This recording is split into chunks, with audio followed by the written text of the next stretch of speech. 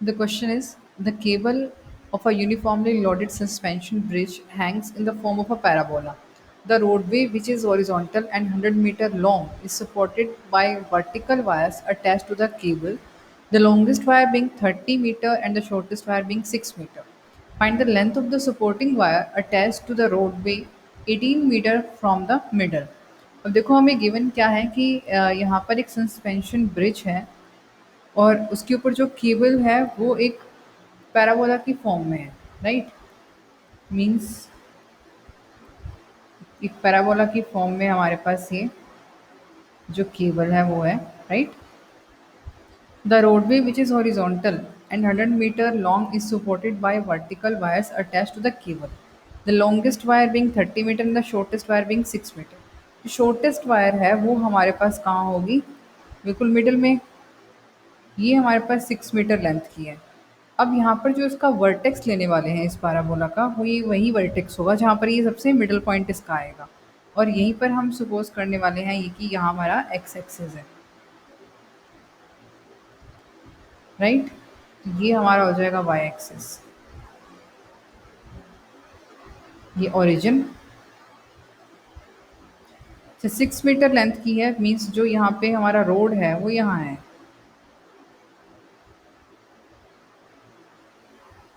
Right. और जितनी cable है इसके बिटवीन जो हमारे पास रोडवे है वो कितने मीटर लेंथ का है, 100 मीटर लेंथ का है। मीन्स यहाँ से अगर सबसे लॉन्गेस्ट वायर हम अटैच करते हैं दोनों साइड पे, तो ये जो लेंथ आएगी total, this from this point two this point, ये 100 मीटर हो गए, राइट। सपोज ये पॉइंट सी है, मिडल पॉइंट, इसे हमने मान लिया ए, ये बी, और ये जो ए बी है ये लॉन्गेस्ट वायर है, दैट इज़ 30 मीटर। ठीक है। हमें फाइंड क्या करना है, find the length of supporting wire attached to the roadway 18 metre from the middle. Middle से यानी कि इस पॉइंट से 18 मीटर दूर जो वायर होगी हमें उसकी लेंथ बतानी है। ठीक है। यानी कि कुछ यहाँ पर ये वायर होगी 18 मीटर दूर इससे, मीन्स ये जो डिस्टेंस है वो 18 मीटर है। डी ई एंड एफ, यानी कि जो सी एफ है या ओ ई है ये हमारे पास 18 मीटर है। तो हमें इस वायर की लेंथ बतानी है, राइट। तो अब देखो इसे हम कैसे कर सकते हैं, यहाँ पर सारी सस्पेंशन वायर्स जो हैं, सपोर्टिंग वायर्स जो हैं वो यहाँ पर लगी हुई हैं। हमें 2 वायर्स की लेंथ गिवन है, ये 6 मीटर सबसे शॉर्टेस्ट वाली, सबसे लॉन्गेस्ट वाली 30 मीटर, और हमें 18 मीटर दूर जो वायर होगी उसकी लेंथ हमें फाइंड करनी है। ठीक है। तो इसमें जो डायग्राम है वो बनाना बहुत ज़्यादा ज़रूरी है, क्योंकि डायग्राम के बिना आप कर भी नहीं पाओगे कि ये कैसी फॉर्म बनेगी और कौन सा पॉइंट कहाँ होगा, कौन सी लेंथ कहाँ होगी। ठीक है। तो अब देखो इसमें हमारे पास अब जो जो वैल्यूज़ गिवन हैं हम उसकी हेल्प से स्टार्ट करते हैं इस क्वेश्चन को। अब देखो यहाँ पर हमारे पास ए बी जो है वो 30 मीटर है, ओ सी हमारे पास 6 मीटर है, एंड जो ये बी टू सी है ये टोटल देखो 100 है, तो बी सी कितनी हो जाएगी 50। ठीक है। अब ये जो पैराबोला है वह कैसा पैराबोला है, ये अपवर्ड पैराबोला है, तो इसकी जो इक्वेशन होगी वो हमारे पास कैसी बनेगी, the equation of the parabola is of the form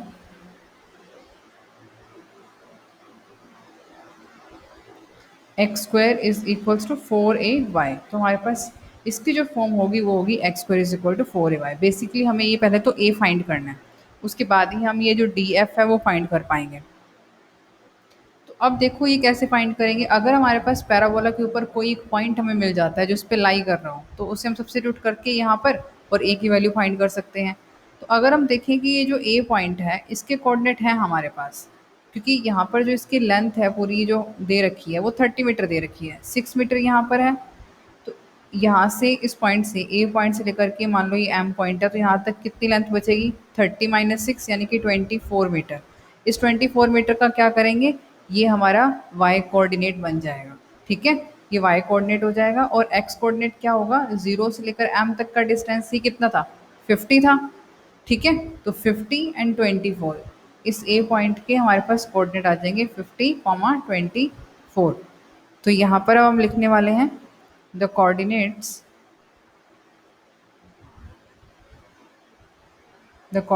of ए, वो क्या होंगे हमारे पास 50, और दूसरा वाला कितना आ जाएगा 30 minus of 6 that is 24।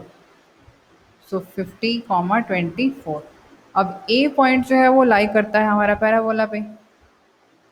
Since A lies on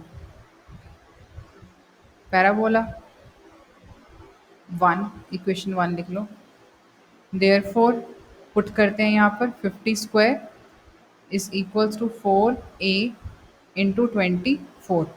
that is 50 square तो आ गया 50 into 50 divided by 4 into 24 is equals to ए।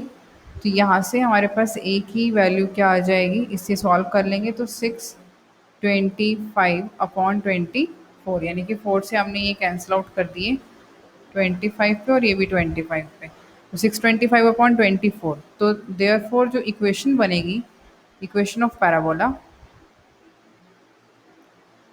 ये बन जाएगी x square is equals to 4 into 625/24 into y. 4 से भी कैंसिल आउट हो जाएगा, तो this is equal to x square is equals to 625/6y। It means ये बन जाएगी 6x² is equal to 625y। तो ये हमारे पास पैराबोला की इक्वेशन आ गई है। ठीक है, पैराबोला की इक्वेशन आने के बाद अब हमें क्या करना है, हमें फाइंड करनी है डी एफ की length.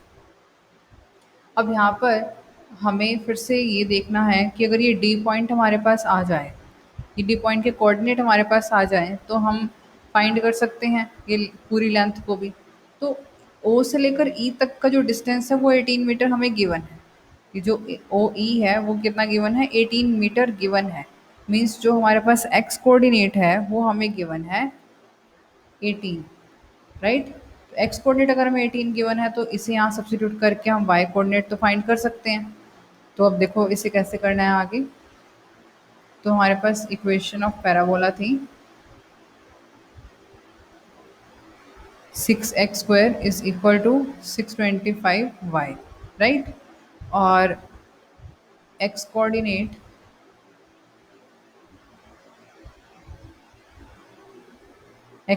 Of point d is equal to 18। ठीक है, तो यहाँ से सब्स्टिट्यूट करते हैं इसे हम यहाँ पर। Therefore 6 into 18² is equal to 625y। This implies y is equal to 6 into 18 divided by 625। तो कैंसिल आउट नहीं होगा ये किसी भी पॉइंट पे, तो इसे हम डेसिमल में कन्वर्ट कर लेंगे। ये हमारे पास 3.11 के अप्रोक्स आ जाएगा, राइट। सो डी एफ, जो डी एफ है वो कम्प्लीटली क्या होगा, तो देखो हमारे पास क्या था, ये जो डी एफ है वो डी ई और ई एफ की इक्वल है। तो अभी जो हमारे पास 3.11 लेंथ आई है वो वाई कोऑर्डिनेट आया है। वाई कोऑर्डिनेट हमारा सिर्फ डी से लेकर ई तक है। ठीक है, ई से एफ तक की लेंथ हमें पता है कि ये 6 मीटर है। तो ये 3.11 plus 6 will be equal to the length of this wire, right. So D F will be equal to D E plus E F. D E हमारे पास 3.11 और ई एफ हमारे पास 6 है, तो दैट मीन्स 9.11। ठीक है, 9.11 मीटर अप्रोक्सीमेट। तो इस टाइप से इस क्वेश्चन को हमें सॉल्व करना है। Thank you.